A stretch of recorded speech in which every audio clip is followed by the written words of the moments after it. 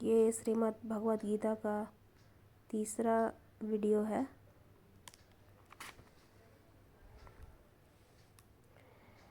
भगवद गीता के चतुर्थ अध्याय में भगवान कहते हैं, इमं विवस्वते योगं प्रोक्तवानहमव्ययं विवस्वान्मनवे प्राह मनुरिक्ष्वाकवे ब्रवीत्। एवं परंपरा प्राप्त मिमं राजर्षयो विदुः। स कालेन महता योगो नष्ट परन्तप। स एवायं मया तेऽहं योग प्रोक्तः पुरातनः। भक्तोऽसि मे सखा चेति रहस्यं वेत्तुत मम। यहाँ पर भगवान अर्जुन को सूचित करते हैं कि भगवद गीता की यह योग पद्धति सर्वप्रथम सूर्य देव को बताई गई। सूर्य देव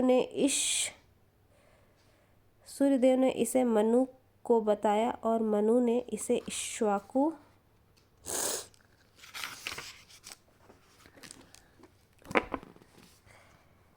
को बताया। इस प्रकार गुरु परंपरा द्वारा यह योग पद्धति एक वक्ता से दूसरे वक्ता तक पहुंचती रही, लेकिन कालांतर में यह छिन्न भिन्न हो गई।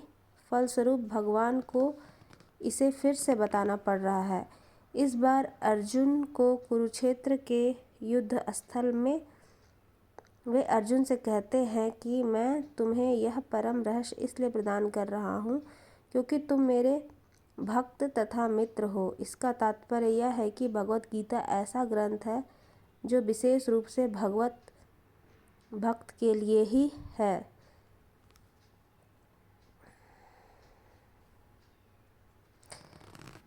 भगवत भक्त के निमित्त है। अध्यात्मवादियों की तीन श्रेणियां हैं, ज्ञानी, योगी तथा भक्त या कि निर्विशेषवादी, ध्यायी और भक्त। यहाँ पर भगवान अर्जुन से स्पष्ट कहते हैं कि वे उसे इस नवीन परंपरा गुरु परंपरा का प्रथम पात्र बना रहे हैं क्योंकि प्राचीन परंपरा खंडित हो गई थी। अतएव यह भगवान की इच्छा थी कि सूर्य देव से चली आ रही विचारधारा की दिशा में ही अन्य परंपरा स्थापित की जाए और उनकी यह इच्छा थी कि उनकी शिक्षा का वितरण अर्जुन द्वारा नए सिरे से हो। वे चाहते थे कि अर्जुन भगवद गीता ज्ञान का प्रामाणिक विद्वान बने। अतएव हम देखते हैं कि भगवद गीता का उपदेश अर्जुन को विशेष रूप से दिया गया क्योंकि अर्जुन भगवान का भक्त, प्रत्यक्ष शिष्य तथा घनिष्ठ मित्र था। अतएव जिन व्यक्ति में अर्जुन जैसे गुण पाए जाते हैं वह गीता को सबसे अच्छी तरह समझ सकता है। कहने का तात्पर्य यह है कि भक्त को भगवान से प्रत्यक्ष रूप से संबंधित होना चाहिए। जो ही कोई भगवान का भक्त बन जाता है त्यों ही उसका सीधा संबंध भगवान से हो जाता है। यह एक अत्यंत विशद विषय है, लेकिन संक्षेप में यह बताया जा सकता है कि भक्त तथा भगवान के मध्य 5 प्रकार का संबंध हो सकता है। कोई निष्क्रिय अवस्था में भक्त हो सकता है। दूसरा, कोई सक्रिय अवस्था में भक्त हो सकता है। तीसरा, कोई सखा रूप में भक्त हो सकता है।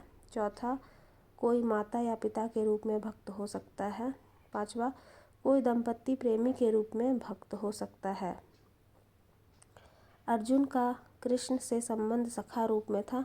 निसंदेह इस मित्रता सख्य भाव तथा भौतिक जगत में प्राप्य मित्रता में आकाश पाताल का अंतर है। यह दिव्य मित्रता है जो हर किसी को प्राप्त नहीं हो सकती। निसंदेह प्रत्येक व्यक्ति को भगवान से सीधा संबंध होता है और यह सीधा संबंध भक्ति की पूर्णता से ही जागृत होता है। किंतु वर्तमान जीवन की अवस्था में हमने न केवल भगवान को भुला दिया है अपितु हम भगवान के साथ अपने शाश्वत संबंध को भी भूल चुके हैं। लाखों करोड़ों जीवों में से प्रत्येक जीव का भगवान के साथ नित्य विशिष्ट संबंध है। यह स्वरूप कहलाता है। भक्ति योग की प्रक्रिया द्वारा यह स्वरूप जागृत किया जा सकता है, तब यह अवस्था स्वरूप सिद्धि कहलाती है। यह स्वरूप की अर्थात स्वाभाविक या मूलभूत स्थिति की पूर्णता कहलाती है। अतएव अर्जुन भक्त था और मैत्री में वह भगवान के संपर्क में था। हमें इस बात का विशेष ध्यान देना चाहिए कि अर्जुन ने भगवद गीता को किस तरह ग्रहण किया है। इसका वर्णन 10वें अध्याय में हुआ है, जो कि हम अगले वीडियो में करेंगे।